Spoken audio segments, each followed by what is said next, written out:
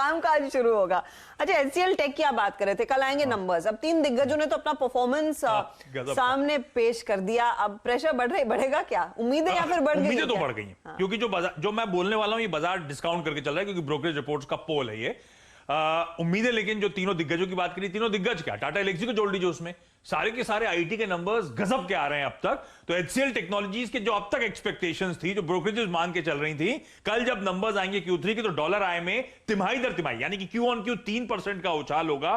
Constant currency growth जो इन्होंने band दिया था 1.5 से 2.5% का, उसके शायद टॉप एंड पे इस बार की ग्रोथ ये कंपनी पहुंचाती हुई नजर आए। मार्जिन हालांकि 40 बेसिस पॉइंट्स गिरेंगे इसीलिए क्योंकि 1 अक्टूबर ऑनवर्ड्स इन्होंने अपने जूनियर एम्प्लॉइज की वेज हाइक्स लिए थे, उसका इंपैक्ट आएगा। सीनियर एम्प्लॉइज की जो वेज हाइक्स हैं, ध्यान रखें, 1 जनवरी 2021 से लागू हुई हैं, तो उसका इंपैक्ट अब ये जो करंट क्वार्टर अंडरवे है Q4, उसमें भी देखने को मिलेगा आपको। और क्योंकि मार्जिन थोड़े कॉन्ट्रैक्ट होने की बात कर रहे हैं हम, तो मुनाफा केवल 0.25% के आसपास Q on Q बढ़ेगा।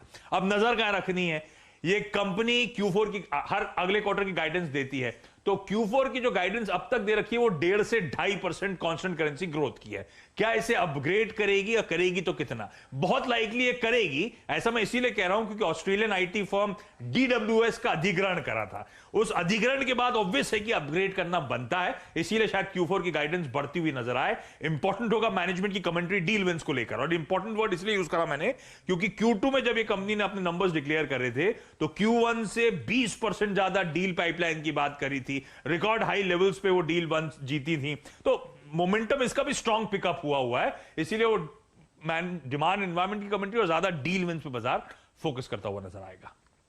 अच्छा, एक बात और, मार्च के लोज तो मैं ऐसे देख रहा था आने से पहले, वीरू एक मिनट, 450 के मार्च के लोज थे, वहां से 175% ये स्टॉक चल चुका है, और आईटी की ऐसी रेटिंग हुई है वीरू कि ये भी 20s के पी मल्टीपल पे आ गया, 20-21 टाइम्स कमांड कर रहा है FY22 EPS के बेसिस पे।